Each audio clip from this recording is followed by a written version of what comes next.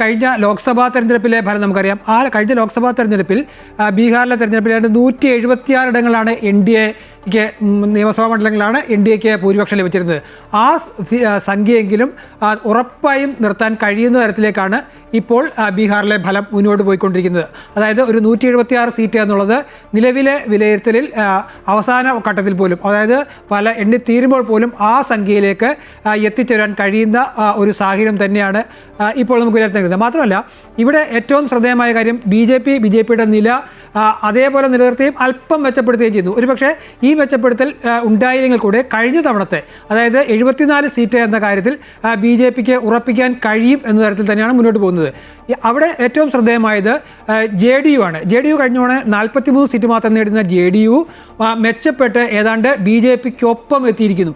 ആ ഒരു സാഹചര്യം വളരെ നിർണായകമാണ്. അതായത് ഇപ്പോൾ ട്രെൻഡ് വരുന്നതനുസരിച്ച് നിലവിൽ ഏതാണ്ട് 80% സീറ്റിലാണ് NDA വിജയിച്ചത്. അതായത് മത്സരിച്ചതിൽ 80% സീറ്റിൽ ഒരു ഘട്ടത്തിലെങ്കിലും ലീഡ് ഉയർത്തിക്കൊണ്ട് വരുവാൻ കഴിയുന്നു എന്ന് പറയുന്നത് ഒരു ചെറിയ കാര്യമല്ല. ആ ഒരു സാഹചര്യത്തിൽ തന്നെയാവും ഇതിൻ്റെ മുന്നോട്ട് പോക്ക്. മാത്രമല്ല കോൺഗ്രസിനെ സംബന്ധിച്ചിടത്തോളം വലിയ തകർച്ചയുണ്ടാകും. എന്തായാലും 19 സീറ്റിലേക്ക് പോലും കോൺഗ്രസ് എത്തില്ല എന്ന കാര്യത്തിൽ ഉറപ്പാണ്. കാരണം 19 സീറ്റ് പോലും കോൺഗ്രസ് സംബന്ധിച്ചിടത്തോളം ബീഹാറിൽ വലിയ തിരിച്ചടിയാണ്, വലിയ തകർച്ചയാണ്. അങ്ങനെ ആ ഒരു സാഹചര്യത്തിലാണ്. പ്രത്യേകിച്ച് നമുക്കറിയാം ഇന്ന് ജവഹർലാൽ നെഹ്റുവിൻ്റെ ജന്മദിനമാണ്, നവംബർ 14. ഈ ജവഹർലാൽ നെഹ്റുവിൻ്റെ ജന്മദിനത്തിൽ ആഘോഷിക്കേണ്ട കോൺഗ്രസിന് ബീഹാർ ഒരു വലിയ കനത്ത തിരിച്ചടി തന്നെയാണ് നൽകുന്നത് എന്ന സൂചനയും വരുന്നു.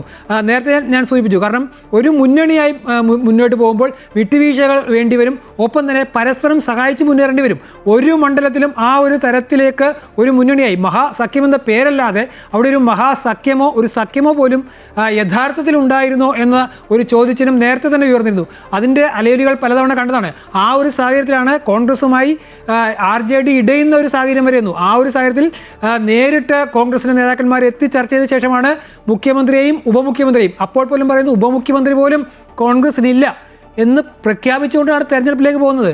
ആ ഒരു സാഹചര്യത്തിൽ എങ്ങനെയാണ് ആ മുന്നണിക്ക് ഒന്നുയർന്നു പോകാൻ കഴിയുക? അങ്ങനെ ഒരു യോജിപ്പില്ലാത്തൊരു മുന്നണിയെ അല്ലാതെ അവിടെ ബീഹാറിൽ NDA പോലൊരു സഖ്യത്തെ നേരിടാൻ കഴിയില്ല. കാരണം രണ്ട് തരത്തിലും അതിശക്തമാണ്. കാരണം കേന്ദ്ര സർക്കാരിൻ്റെ മുഴുവൻ സഹായവും ബീഹാറിനുണ്ട്, RJDക്കുണ്ട്, അവിടുത്തെ മുന്നണിക്കുണ്ട്. മാത്രമല്ല ഈ ഇലക്ഷനും തെരഞ്ഞെടുപ്പും എല്ലാം മുന്നിൽ കണ്ടുകൊണ്ട് തന്നെ ഒട്ടേറെ പദ്ധതികൾ പ്രഖ്യാപിച്ചു. ഈ മൂന്നാം മോദി സർക്കാർ വന്ന ശേഷം പോലും ബീഹാറിന് പ്രത്യേക പാക്കേജുകളാണ് കേന്ദ്ര സർക്കാർ നൽകിയത്. ഓരോന്നും ജനങ്ങളിലേക്ക് എത്തിച്ച് അത് എങ്ങനെ വോട്ടാക്കി മാറ്റാൻ കഴിയുന്നുള്ള ഒരു ഇലക്ഷൻ എഞ്ചിനീയറിങ്ങും BJPക്ക് അറിയാം.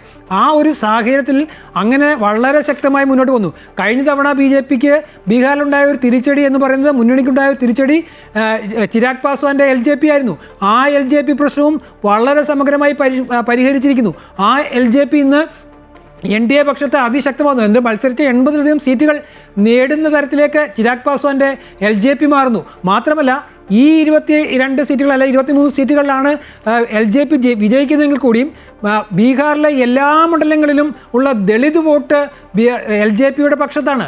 ആ വോട്ടുകൾ സമാഹരിക്കാനും അവയെ ഒപ്പം നിർത്താനും അതൊരു വോട്ട് ബാങ്കാക്കി മാറ്റാനും കഴിയുന്ന LJP 243 സീറ്റുകളിലും സ്വാധീനമുള്ള തരത്തിലേക്കാണ് മുന്നോട്ട് പോകുന്നത്. അങ്ങനെ തങ്ങളിലുണ്ടാകുന്ന വീഴ്ചകൾ പരിഹരിക്കുവാനും അവയെ ഒത്തുചേർത്ത് ഒരു പ്രശ്നവുമില്ലാതെ ഒരു മുന്നണിയായിട്ട് മുന്നോട്ട് കൊണ്ടുപോകാൻ കഴിഞ്ഞ ഒരു ഘട്ടത്തിലാണ് NDA മുന്നണി നിൽക്കുന്നത്.